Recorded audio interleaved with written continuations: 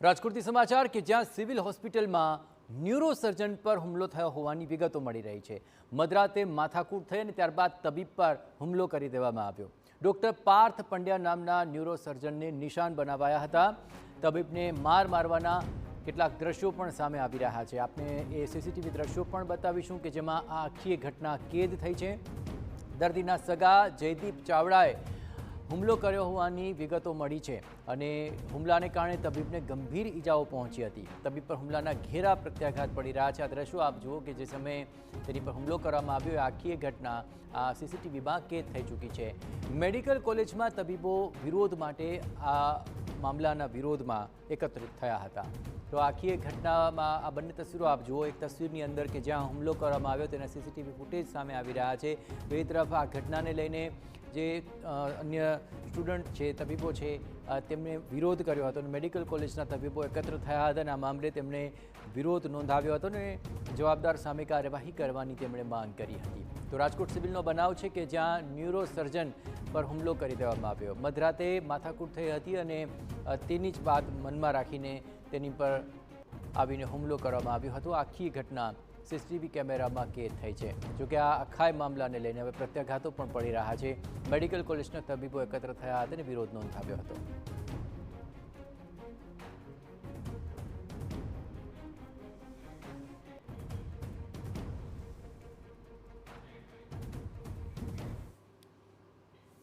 આ આખો મામલો જે બન્યો તેને લઈને મેડિકલ કોલેજના તબીબો વિરોધ કરી રહ્યા છે અને આ સમગ્ર મામલે વધુ વિગતે વાત કરવા માટે જોડાઈ રહ્યા છે ટીવી 9 સંવાદદાતા મોહિત, આખરે આ મામલો જે થયો કઈ બાબતને લઈને માથાકૂટ હતી, જે હુમલો કરવામાં આવ્યો ત્યાં હવે ન્યુરોસર્જનની શું હાલત છે અને વિરોધમાં અન્ય તબીબો શું માંગ કરી રહ્યા છે? મોહિત,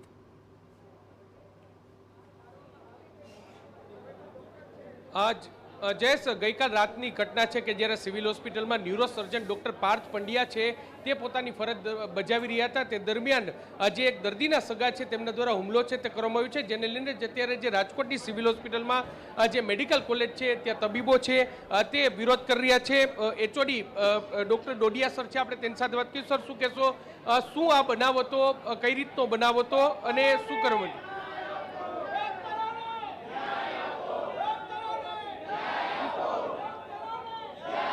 ગઈકાલે રાત્રે 1 વાગે દર્દીના સગા દ્વારા અમારા ડૉક્ટરને ખૂબ મારવામાં આવ્યો અને એક ક્રૂરતાની હદ વટાડી જાય એ રીતે મારવામાં આવ્યો છે। અમે સિવિલ હોસ્પિટલ રાજકોટ દ્વારા દર વર્ષે 13 લાખ લોકોની સારવાર કરવામાં આવે છે। દિવસ રાત અમે આ કાર્યની અંદર લાગેલા હોય છે ત્યારે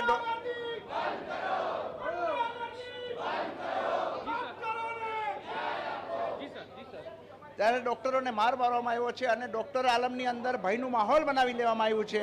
અમારે આ બાબતની અંદર સખત વિરોધ છે અને આ રીતે જે મારવામાં આવ્યો છે એને અમે કોઈ પણ સંજોગોમાં ચલાવી લેવાના નથી। આ બાબતમાં અમે એને જે રીતે સંઘવી સાહેબ બાકીના રીલ બનાવતા લોકોને જે કાયદાનું ભાન કરાવીએ છીએ, અમારી અપેક્ષા છે કે માનનીય સંઘવી સાહેબ આ લોકોને પણ કાયદાનું ભાન કરાવીને ખબર પડે અને નમૂનારૂપ કામગીરી કરી અને ડૉક્ટરોની અંદર સુવ્યવસ્થાનો એક સંદેશો આપે જેથી કરીને ડૉક્ટરો સારી રીતે કાર્ય કરી શકે। સર, આગામી દિવસોમાં શું કાર્યક્રમો રહેશે? આ જે ડૉક્ટર છે એની હાલત શું છે અત્યારે?